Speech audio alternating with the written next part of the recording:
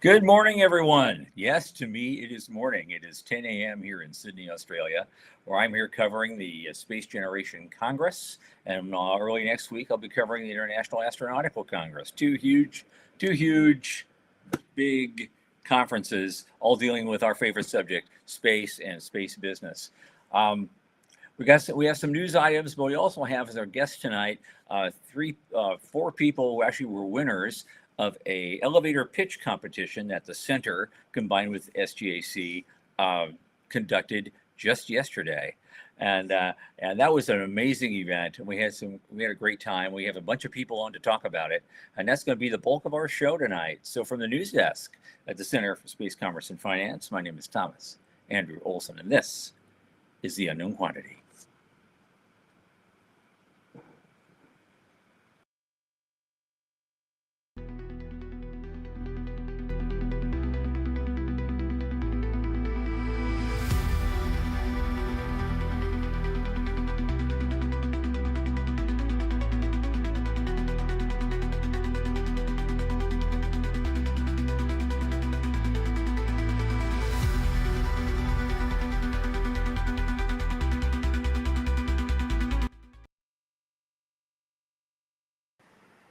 Okay, as you know, everyone, of course, this show is sponsored by the Center for Space Commerce and Finance. What do? We advocate, we champion young space companies and startups, and we also help investors education all around the world through access and advocacy.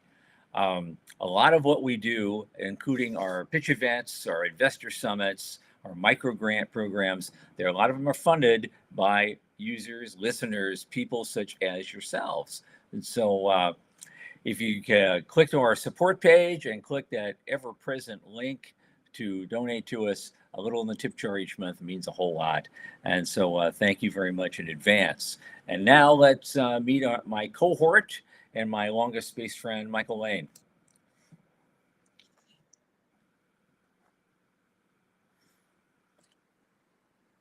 There he is. There we go. And hey. I didn't make any cult religion, comments this morning. So no more. A welcome break for you. I'm sure that's coming. Yes, right.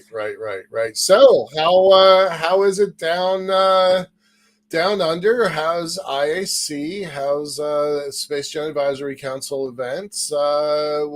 How's your jet lag? How's your hotel? How's things going? The hotel is actually much better than I thought it would be. It's got the right amount of amenities. It's got a safe for my laptop. Sometimes I don't always get that in these places. So everything's been really good. This hotel is called the Old Southern Hotel, or something like that. The Great Southern Hotel. That's the name of it, and which assumes there is a Great Northern Hotel somewhere, but maybe in Cairns. I don't know. Somewhere, right? And there's always a mediocre Northern. There probably and is, Southern but I'm not hotel. In that one. And so this is great. It's a great place. It has kind of an Art Deco vibe to it. It's an older hotel, but it's fully wired up for the 21st century. And their standard Wi-Fi is free, but I only get 5 megs a second. But if I pay them $5 extra for a full day, a whopping $5 Australian, by the way, I can get 20 megs a second. All right, yeah. And so I pay for that today just to make sure we have enough bandwidth to do this show properly. Sure. And so it's a lot of fun. It's been great. It's about 20 degrees cooler here than it is in my native Florida right now, and drier air, which makes me happy.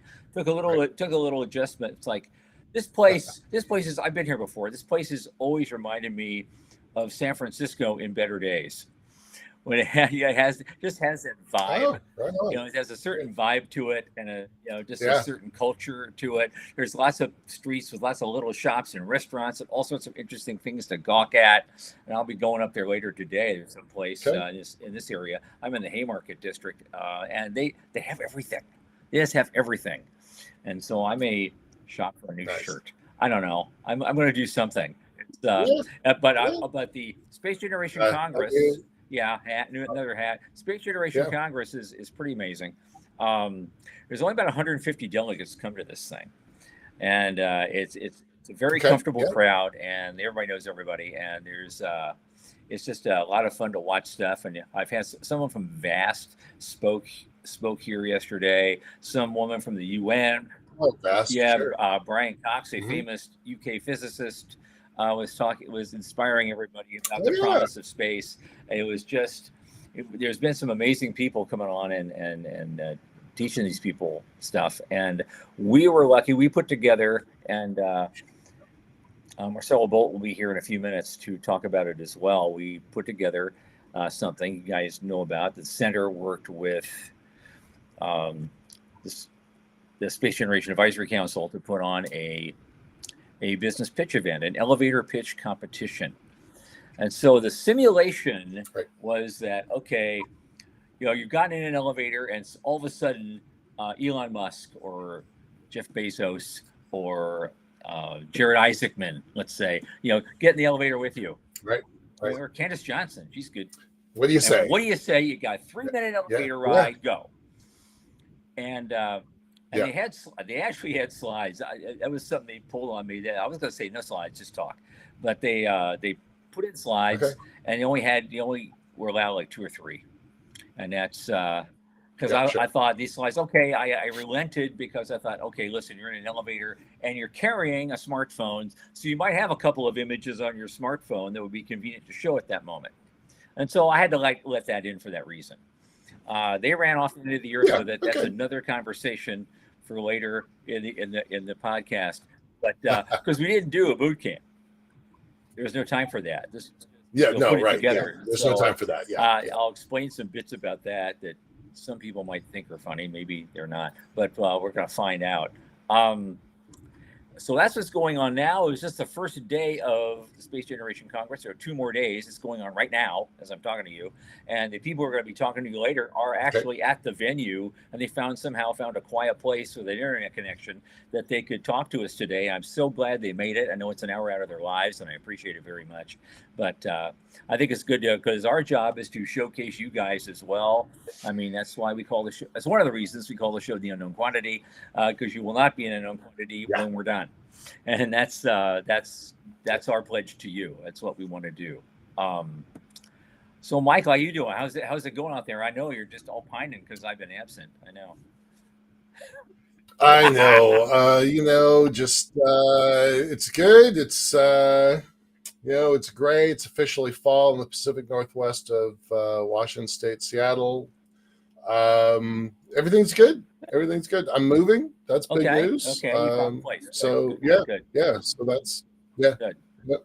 You'll be closer to your mom. Let's jump. Yeah, to be closer to mom because of her incident last months ago. Yeah. Right. Yeah, exactly. All right. Let's jump into the news. We don't have a lot to talk about, and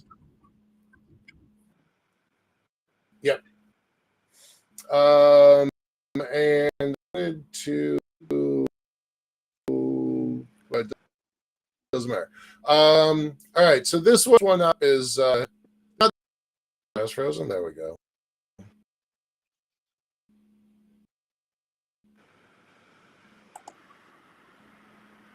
Lost you for a second.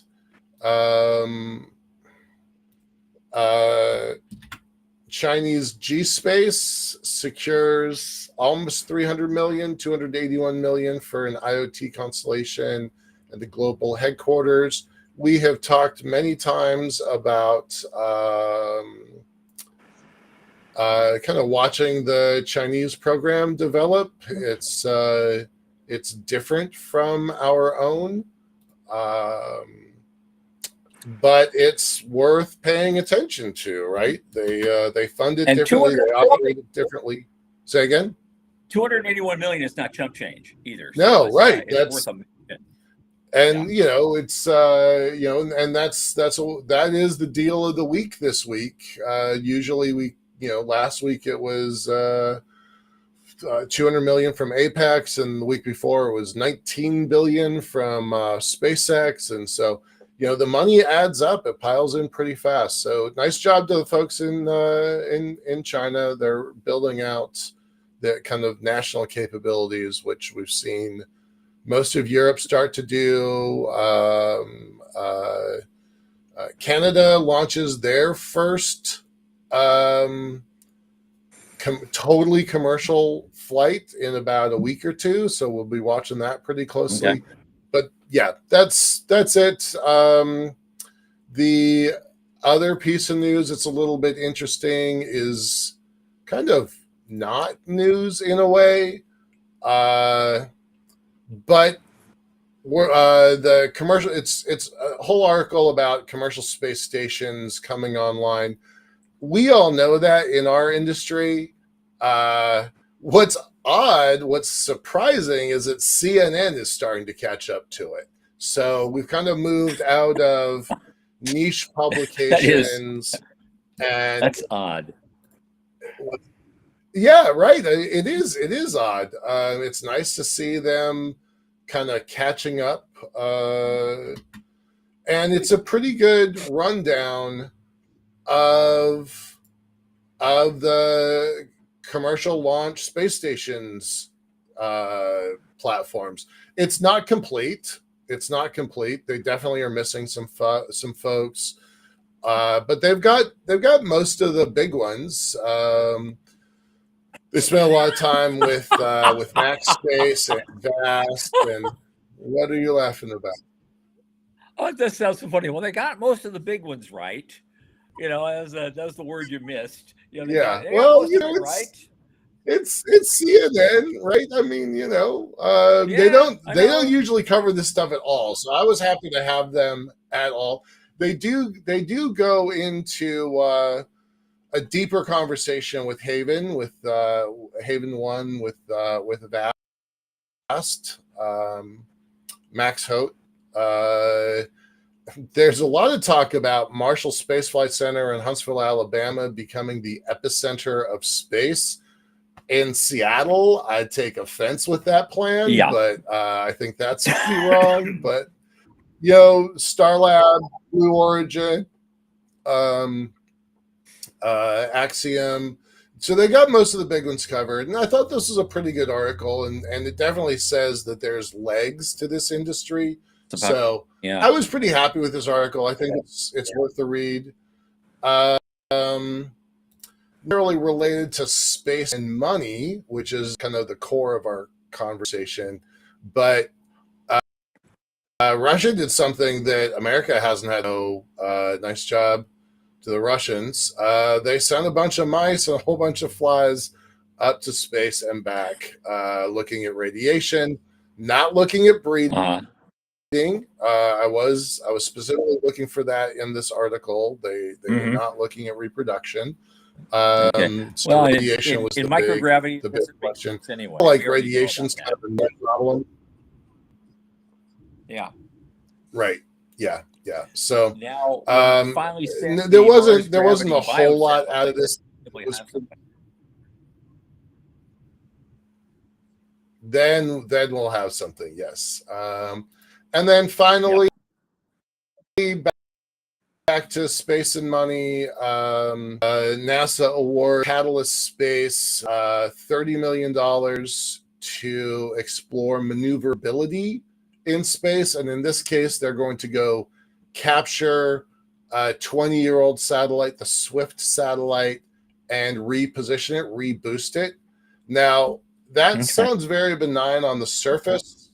It's very important technology, but it's also definitely signaling to the Chinese that we have this dual use capability where we can go grab something that doesn't have grabbers, attachment points, and move it to wherever the heck we want to move it to. So that's definitely a dual use technology, and it's a demonstration from NASA for a benign purpose, as a reminder that there are other non-benign applications. And that's it for the news. That's what we got today. Any questions, any comments? I was trying to do it super fast, so I didn't really give anybody a chance to dig into that. I know. Yeah, the timing is what it is, because we don't know. I mean, we're okay. Marcelo is here, so let's just the news. Those news items were great. There was a lot of space money there, and Marcelo here. He's only here for a short time. 300 million in space money. So right on. Right. He only has 10 minutes. That's fine. Perfect. More for everybody else. Okay. Okay. He just told me. So bring him on. Please. There he is, Marcelo. Where? Hello, everybody. How are you doing? Good. We got a pool behind. Where are you? Are you? Oh, is that just a background image? I am in one of the meeting rooms. All right. So it's been a hectic day, guys. But just give me a few minutes and I'll find a place. No worries. No worries. Yeah, this is the advantage and the disadvantage of live programming, right? We love doing this stuff. It's important. I think it's important that we have Tom, man on the scene, doing this stuff all the way into Australia. Yeah, it's fun. So happy to have you. So since you're here, and you've been a guest here before, you know what's going on. I just want to get your impressions of what happened yesterday. You and I both just worked our butts off yesterday getting this thing together. I just like to get your perspective on what we did and how well we did it, what we accomplished, what you're happy about. Well, it's been a great event. Great event. We were really impressed by the quality of the applications. We received many applications, over 20, and all coming from different countries, different backgrounds, which is we always appreciate this. We appreciate the multidisciplinary of space industry. Among the 10 finalists, 8 finalists we chose in the end, we've got really different and really exciting business ideas. So I'll get the winners talk more about them. But we had from space debris mitigation to radiation treatment. We also had rotating detonation engines. We had advanced electronics for space. It was just fantastic. And what we were really impressed is how well prepared the finalists were. Yeah. They tackle market, they tackle business ideas, they tackle customers. It was very complete, and I mean the feelings are nothing but positive. Right. What really in 3 minutes they covered all of that, so that's fantastic. I was going to say, although we had 3 winners that clearly stood out, I didn't think any of the companies who presented were specifically really bad. I think we had the finalists that we picked were actually all of them really had something interesting to offer, and the judges themselves, of course, which were you and Jose and Hussein, all asked very good questions and made them think a little bit on their feet, which is always an interesting thing to do, especially when you're new at this and you don't know what to expect. And they fielded those questions really well. Yeah, exactly. It was amazing because what we really liked with the judges is, as you said, it was a really tight competition. In the end, small details made the difference, as they usually do. So the winners had that, I would say, that bit of an edge, but not to discourage the rest, but they were just fantastic as well.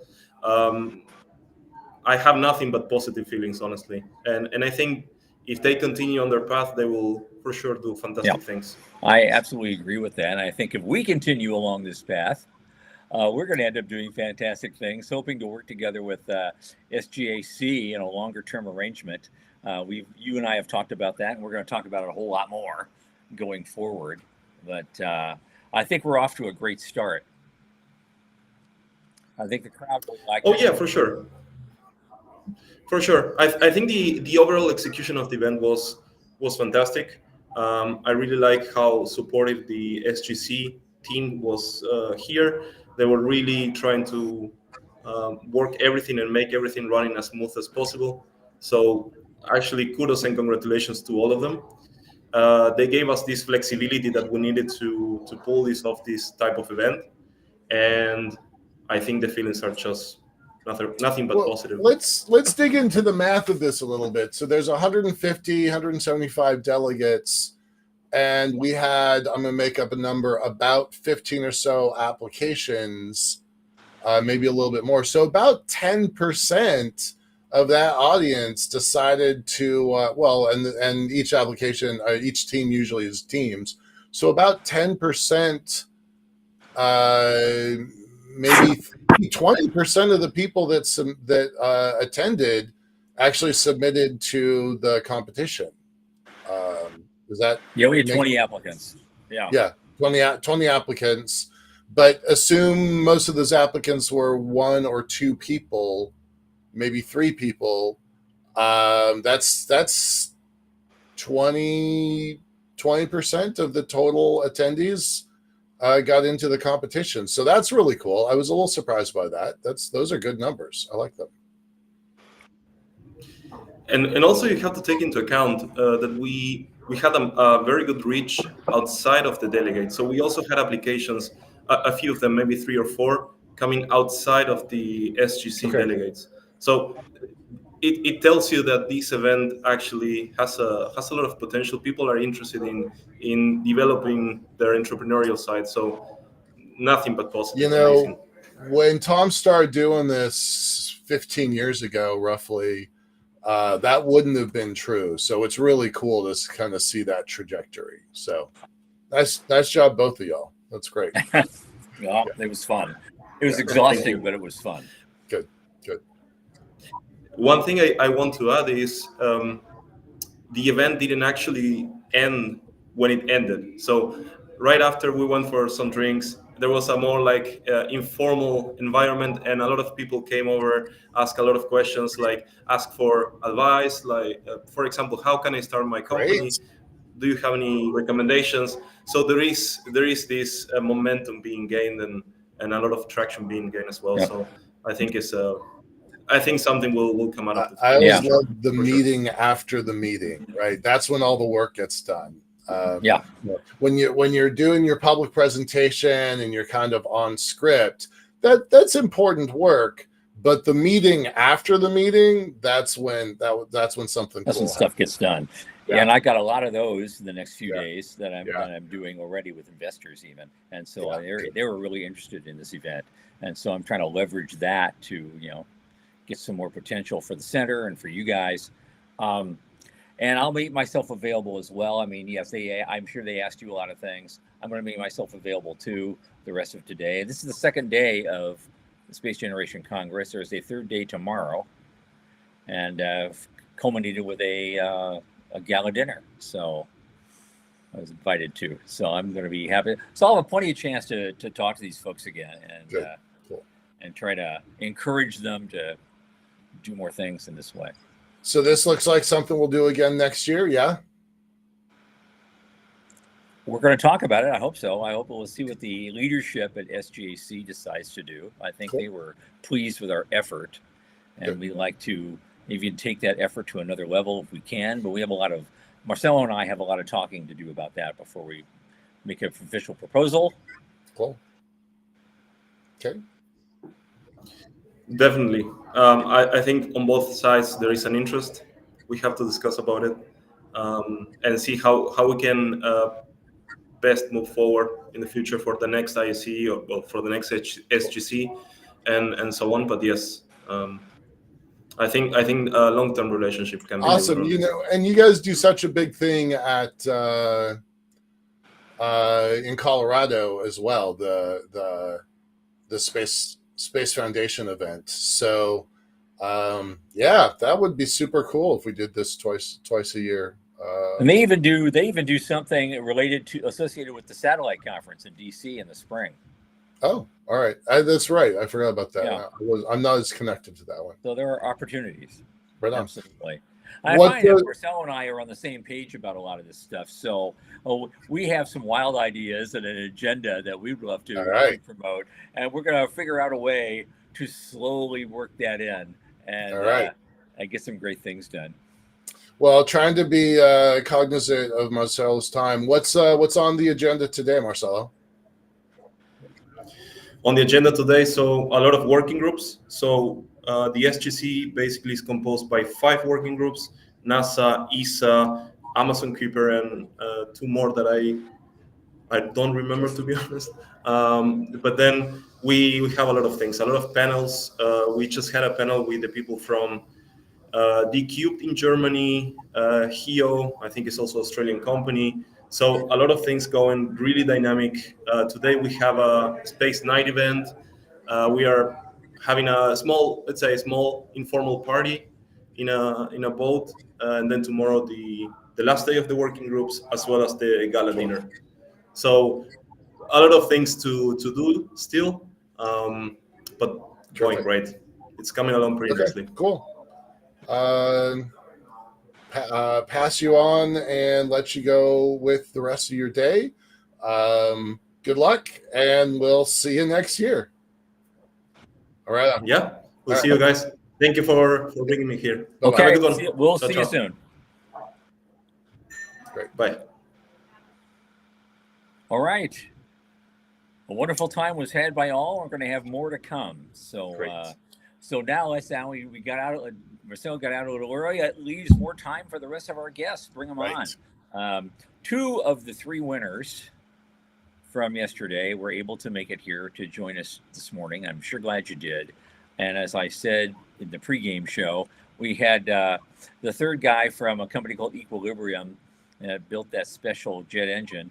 He'll be on. He's agreed to make some time to be on with us, this coming Tuesday or Monday night for you, and we'll get to talk with him a little bit as well, because we also have another guest on Monday.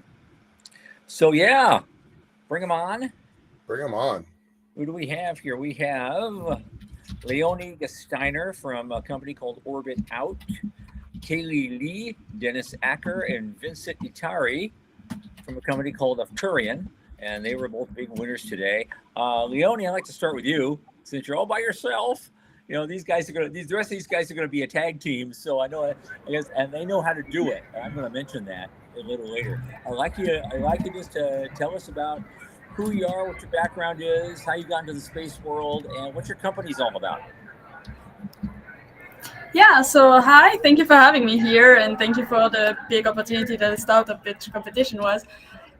So I'm Leonie Gesteiner. My background is, so I'm a Swiss student. I first studied chemistry in my undergrad, and now I'm studying aerospace engineering for my master's degree. So Orbit Out is a project where we started in 2022. At the end of 2022, it was just an idea that we one day had with the rest of my team about space debris deorbitation. So the main idea and the main concept of this project is a chemical docking mechanism based on polyurethane foam. So it's a big mix between my chemistry and aerospace engineering background and current studies, which is why I'm so passionate about it as well, because it's a rather rare mix in the space community. Okay, so what does your technology do? Why did you win? What did you do? Why did I win? No, I think our project is rather innovative. It also tackles space debris deorbitation, so it's more of a sustainable side of things that people tend to appreciate because it's a necessity, right? We have this big problem of space debris that is currently crowding all of our orbits, and we are all currently looking for active solution to reduce those space debris. So with our mechanism that basically allows us to stick our satellite to a space debris and push it out of the orbit to lower the altitude, we have a solution to this overcrowding of orbits because of those space debris. So I think it's an interesting idea. It also is very polyvalent because it's a docking mechanism that allows us to attach ourselves to different spacecrafts without needing pre-engineering, which is pretty innovative in the industry. Okay. All right. I know they asked you a few questions. This is the interesting thing. I got to say this because, after everybody made their presentations, I had all the teams come up on the stage, and we did while the judges were conversing, we had a little bit of Q&A from the audience. And the audience actually asked a lot of interesting questions. And most of those questions, it turned out, were divided between Leonie here and the guy from Equilibrium, who had to go home this morning. But it's funny, out of the 3 winners, those 2 companies got the most questions. And I don't know if that's just the audience is on the same page as the judges were. I have no idea how that worked out, but because also we had some audience participation in which there was a QR code on the screen, and they could go and do an informal ballot for kind of a People's Choice Award, and Leone won that one as well. And so everybody was on the same page. You know, no money for that one, just bragging rights, as I said. But I thought that was a very interesting tie-in, and because the judges had no idea what the audience was thinking, and vice versa, and everybody kind of came together. So, let's go to our other winners. Now this is interesting as well. We have Vincent Utari and Kaylee Lee and Dennis Acker. They had a 3-minute presentation with like 3 slides, I think it was. And they each managed to parse out the time. Each one of these people took a minute to talk about a specific aspect of their company. And they got it done on time. And I thought that was kind of extremely risky when you have a narrow window like that, to get all 3 people to talk about a different aspect and get equal time and pull it off and get it done. I thought that was absolutely amazing, and you're one of the winners. So one of you chime in, tell me how you did it, and tell me a little bit about your company. Okay, hi everyone. My name is Kaylee. It's Dennis and our co-founder Vincent. So yesterday actually got caught us by a pleasant surprise. Like we tried our best, but we weren't expecting it. But obviously we're going for the wing as well. So yeah, it's all very exciting, and thank you guys so much for the opportunity. Yeah, so for Afturian Space, as we all have a passion for space, and they really want to create that space industry in Australia. So currently, as we all know, the Australian space industry is still relatively small but growing. It's going to be big after IAC, and IAC will be a catalyst for the Australian space industry, just like what we have seen in 2017. Yep. IAC was hosted in Adelaide, and then see how it did for the Adelaide space flourished, the Adelaide space industry. So what we're expecting is industry. So that's why the 3 of us, we're like, it's the perfect time, the perfect location to do the perfect thing. So this is where Afturian Space is born, and we're going to launch rockets, generate that microgravity, give that opportunity for people, our customers, to utilize that payload space to do their own experiments. Can be anything, can be everything from additive manufacturing to in-space manufacturing to even space pharmaceuticals and medicine, as well as other R&Ds. Yeah. Okay, now you guys, I mean, you're doing launch. There's a lot of launch companies right now. What makes you guys stand out? Well, not many in Australia, besides from Gilmore, sure, as we all know. And how many seconds was the flight? Do we remember? Yeah. So our goal is to be big and beat them, and become the competitors basically. And then Australia, geographically, we have the land, we have the space, so it's perfect for launch and re-entry. Yeah. Okay. All right. Yeah. All right. And then our market, in the United States, there was about 150 space companies, and then little by little, most of them lost momentum and energy, and there wound up being, let's call it 6 and be generous, that have really kind of stood out and thrived. I don't think there's going to be 150 in Australia, but that kind of national capability is really important, and we've seen the whole industry shift away from, nobody likes, the rest of the world doesn't really like that SpaceX has got such a dominant role, and they want their own capabilities. So ride that national wave. It's going to be good for you, I think. What does the competition look like within Canada, within Australia directly? How many launch companies are there? Nobody. No, you don't know. Would you like Vincent, would you like me to take this one, Kelly? Sure. Yeah. Yeah, go for it. So there are a good number of space startups that are in Australia that are looking to pursue launch capabilities or microgravity platforms, companies that would be our competitors. I'd say probably around 8 of which I know have had at some points expressed an interest in either microgravity testing or outright launching payloads to LEO. So there aren't really too many, but with the development of new capabilities such as SLS at very many universities, and we're starting to see some local manufacturers being able to pick up SLS with a decent price on some of these ones, we're seeing technology becoming more readily accessible because of that improvement in technology, the scale of the economic development on that technology.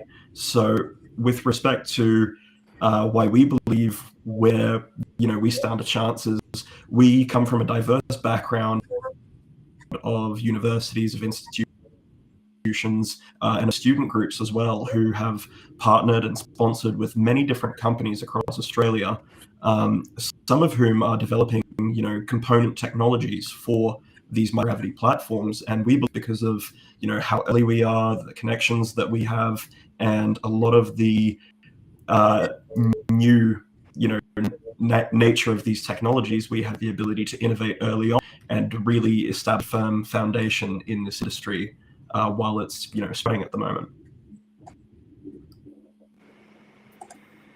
Very cool. Good luck. Leonie, I have a question for you again, because you're working on mitigating space debris. You have this custom, I saw this picture, is this foam that you're spraying over this stuff and attaching things together and trying to bring them back down. Given what you're building, what's the largest piece of space junk you think you can handle, and what's the smallest? The size matters in this area. Size matters in this area, and we are actually working on that, but we have developed multiple systems. The good part is this is a docking mechanism, so the size and the weight of the debris we can deorbitate is directly linked to which satellite we put our spraying mechanism on, and the power of that satellite, right? And how much foam we need for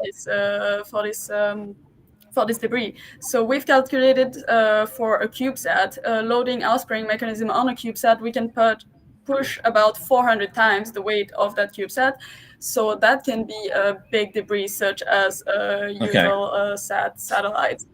And then in terms of the smallest, well, it's always a debate. So right now we're most focusing on the bigger one because that's what would have the biggest impact. But obviously we're also considering collecting smaller debris by simply, for example, making a cloud of foam in a region crowded with smaller debris to collect them and make them stick to our foam in order to then not necessarily catch one big block and push it down, but more of creating a trap for smaller debris and then pushing that down.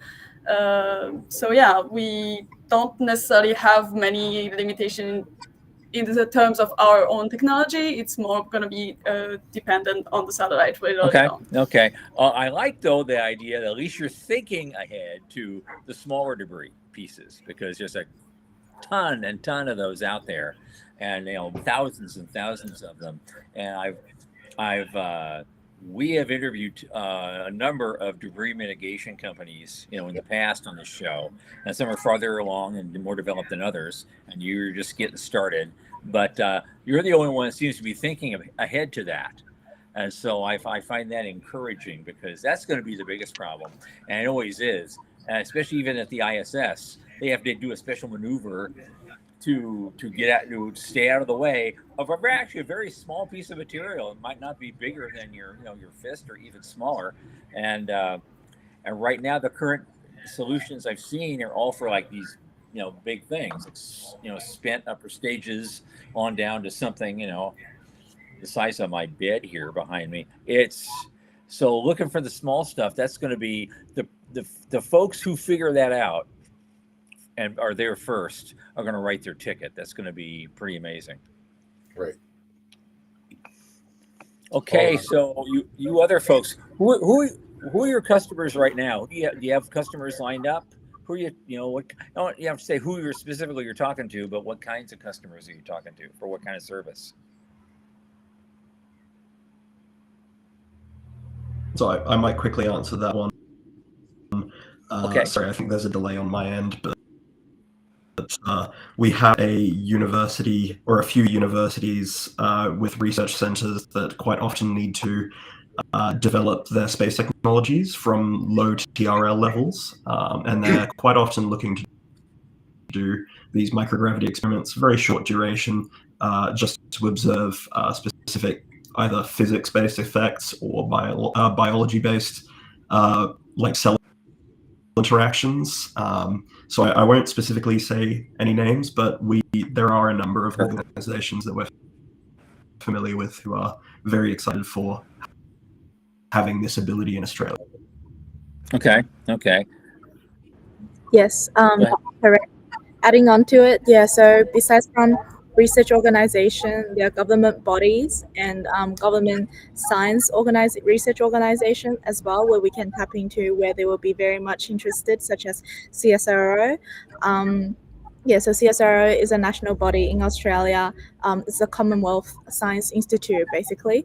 They do a lot of experiments from science to engineering, from astronomy to space science, everything you can think of. They did a lot of studies even throughout COVID as well, like in cell biology. So yeah, there are a lot of customers in Australia, but what our goal is to also tap into the Asia Pacific market. So look into Asia, look at say Japan, look at say Malaysia, Singapore, and other countries in Asia who are also interested in this capability because they don't have their own. Okay. All right. I don't know. I can't remember which one of you is the numbers geek, but I want to just find out how are you doing on your ramp up operations? I mean, what kind of funding are you looking for right now? How successful have you been? Or are you still just ramping up and just getting out talking to investors for the first time? Just like know a little bit about that part of it. Because numbers count.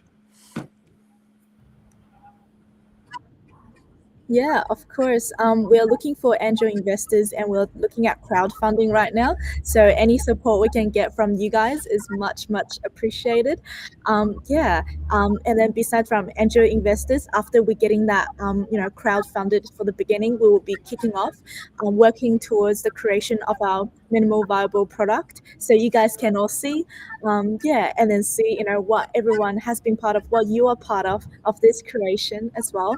After that, we'll go into bigger investors, venture capitalists, looking into bigger rounds of funding. Yeah, that's all right. our strategy. Well, let's stay in touch, certainly, all of us, because I actually am having lunch today with the head guy at Sydney Angels. So, and he hasn't done it. And they do a lot of stuff. They put out 41 million for like 90 companies over the last 15 years. They've been around as long as we have, Michael. And they've also introduced about 91 companies to the world. And we have introduced 90 in our 15 years, and it just became 98 actually yesterday. So, we're going to have a friendly rivalry may ensue. We're going to find out. But they add a 0 to all the numbers that they're putting out as opposed to us because they're truly a VC group. We've got Gravitics behind. We've got Gravitics behind us. We do. It's hard to beat Gravitics. I'm sorry, but unless they've got another 300 million funded company in their back pocket, I think we're going to win that one. But but that's awesome. That's great. Well, so with your Kaylee, with your crowd raise, what are you trying to raise, and what's it going to be for specifically? Do you know yet, or is it too soon to tell? Yes, we do. Vincent, would you like to take this one? Sure. So most of our focus in fundraising is towards a minimum viable product. We want to establish a proof of concept, some form of microgravity platform that is not just, a rocket that you send and launch on a day, but a fully integrated system that gives good telemetry, good feedback, and a reasonable amount of reliability.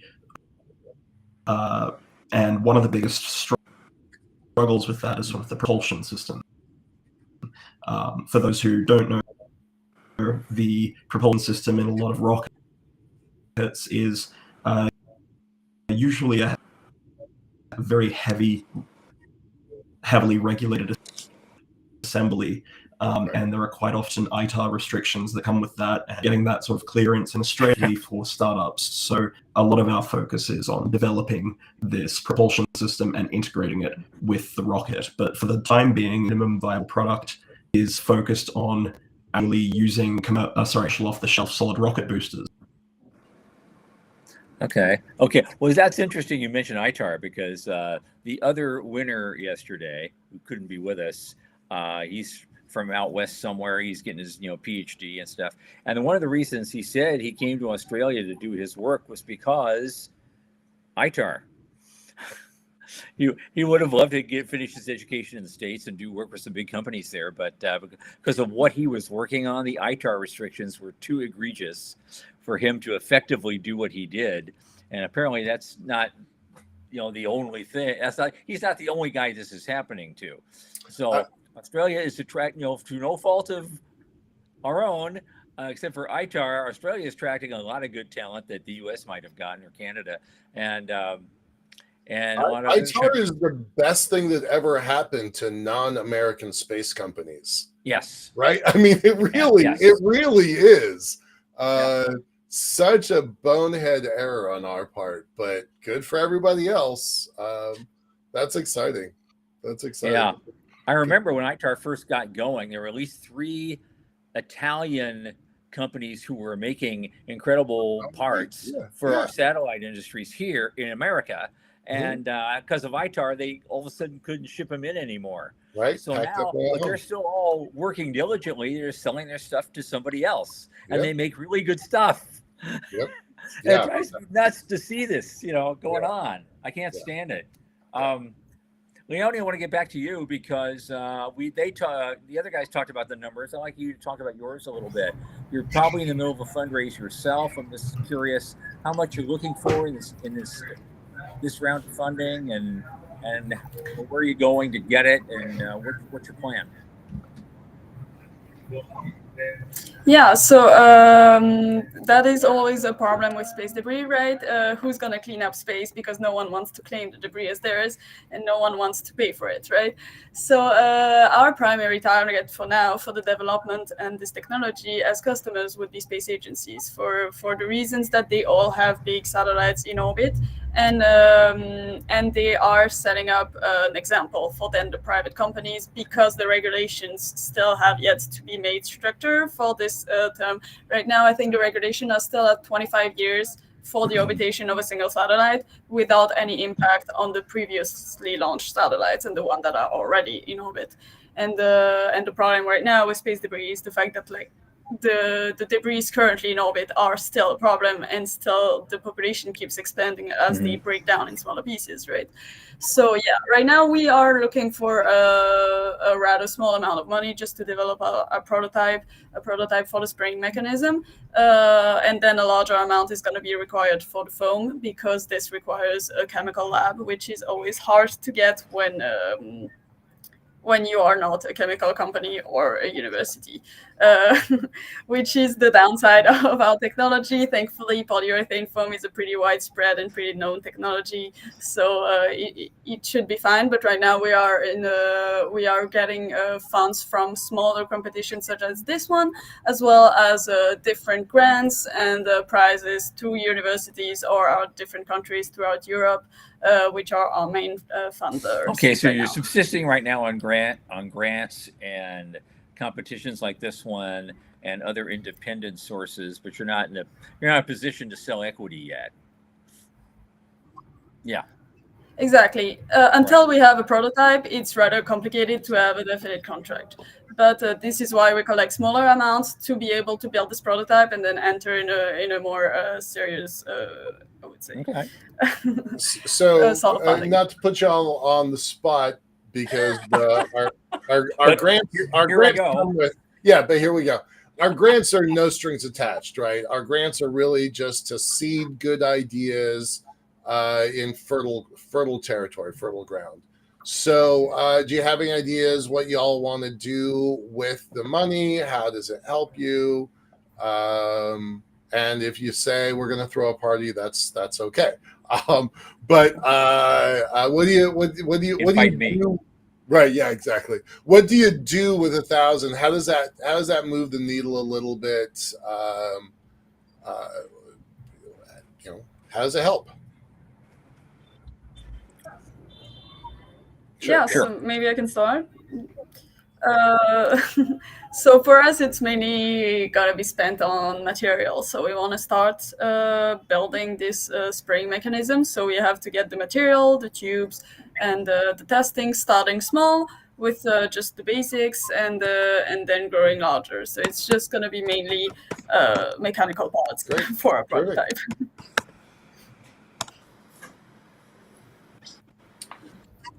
Yeah. So for us, similarly, we'll be working towards our minimal viable product. And then for this, we'll be working on, like, say, also the material side of things, but specifically on the avionics side, like the electronic side, and also the equipment. For example, we want to buy a CNC machine so we can have in-house manufacturing. All right. All right.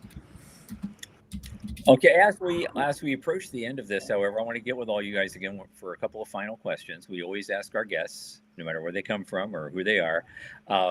You're all wanting to dive into this great industry and make your mark and help people and do well.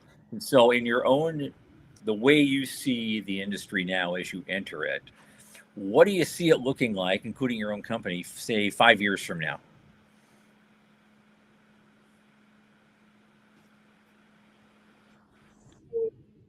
So okay. I'll start again. I like bold people. I think, yeah, sorry. So I think because this problem we're tackling, the space debris, is getting more and more urgent, I hope that in the next 5 years, the industry of space debris is really going to be booming. The predictions go this way. The prediction think the market is going to grow, and the technologies that keep getting developed because it is required for us to keep going with space exploration and space commerce. So in terms of the economy in general and how the problem is going to be growing, I think it will keep growing, and hopefully us, Orbital, we will have our own way of helping this and helping decrease the space debris already. Well, so I got a comment from the producer, Sean. He says, insurance companies are going to love you. Yeah. Ultimately. Rennis, I haven't heard from you much. I want to hear from you. What does your world look like at your company 5 years from now? Well, in the next couple of years, we're definitely going to go into prototyping, that we can have the capabilities in being your launch provider for microgravity experiments, starting with Asia Pacific region, but within the next couple of years, like 5 to 10 years in the future, then also expanding besides Asia Pacific, probably also getting into Europe, since I'm based in Germany and I have customers probably as well. Would be nice to have also expansion to the European market. Okay. Good. I know you have a great radio voice. I don't know why you're so quiet here today. But nice to finally hear from you. Thank you. Michael, you have anything you want to ask? And then like, let's just take this further out into the future. Pull out your crystal ball. Imagine where this takes us 25 years from now, right? You've got have you cleaned up orbit? Have you built the SpaceX of Australia? What does 25 years look like? Because we know, I'm going to pontificate for a second. Blue Origin's been around 20 years. SpaceX has been around 20 years. Voyager, what is now Voyager, started out as NanoRacks 20 years ago. It takes 20 years to build a space company. Planet Labs just had 2 profitable quarters in a row. They've been at it for 15 years. So what does 25 years look like for each of your companies? Vertus, do you want to take this one?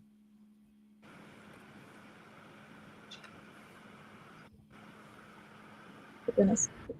Yeah, the connection was so bad. I was not really getting the question. Can you repeat it, please? Oh, sorry.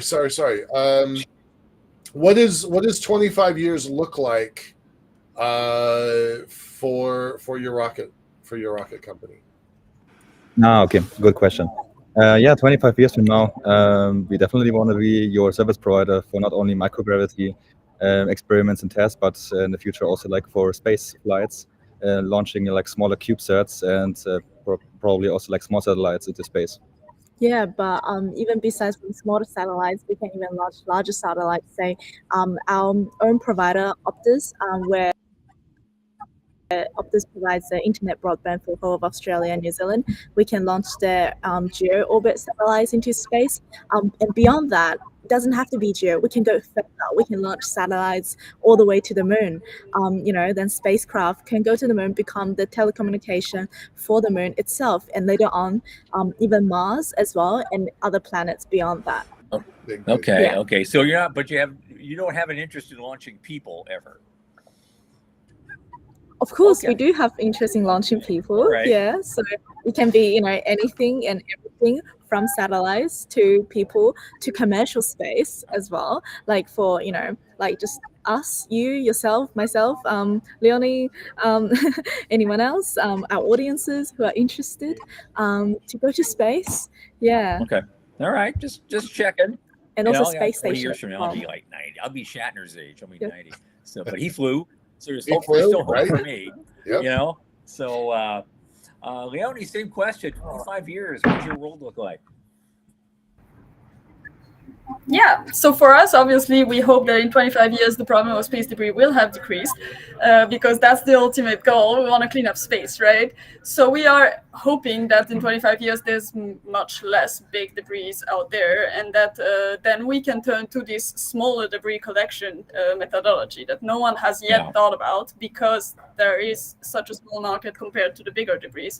And it is a small problem, but once the big problem is out of the way, we still have to fix this one as well.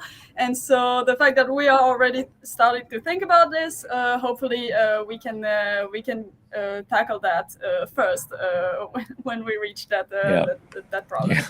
I've already got a guy on our chat saying Morty is with us. Hi, Morty. He says, "How much for a ticket right now?" So he can't wait. So. Just so you know, usually we get some interesting commentators on this show. So Morty is certainly one of the longest running ones. Great guy. Okay, well, folks, I guess we're done on this part for the day. Thank you all for coming on such short notice. We just won this prize last night, and now here I'm waking you up at 10 in the morning. We go, hey, come on the show for a while, and talk to me. This is my job. This is I love it. My hand this assignment almost a year ago now. Yeah. But you guys, you're just popping in. You have a lot more conference to do, I guess, a couple of you. So now I'll see you there later, probably this afternoon. I'm a lunch guy, but then I'll be down there looking at stuff, and then and all day tomorrow as well for the end of the conference. So feel free to connect with us on LinkedIn. And then, definitely. Yeah, absolutely. Thank you so much for having us. Congratulations, Joe. Yes, thank you so much. Congratulations. Yes. Thank you for the opportunity. Yeah. Oh, wow, you're very welcome. Loved it. Proud to do it. Take care. Okay. What a great group of people. It's so much fun to have them. But actually, I'm going to keep it very quick because I have things to do myself. Yeah, sure. You're a busy man. To Monday night, which is Tuesday morning for me, our guest will be Morgan Jennings Woods, who's another lawyer apparently. She's involved in regulatory compliance, legal strategy, DoD contract governance. I have some questions about that, risk mitigation, and corporate integrity. So that's another big one I have a lot of questions about. I want to hear about this, and so I think you will too. So that'll be next Monday at the usual time, 8 p.m. Eastern, or 10 a.m. Australia time, where I am right now. But I'm so glad of that big time difference. This is great for both of us. Perfect. If I was in Poland right now, I'd be screwed. Yeah, I'd be completely not as much fun. Not as much fun. Be gone. I couldn't do it. But so for all those guys, and for Michael Lane and from Sean Key from the news desk at the Center for Space Commerce and Finance, this has been Thomas Andrew Olson. Keep watching the skies.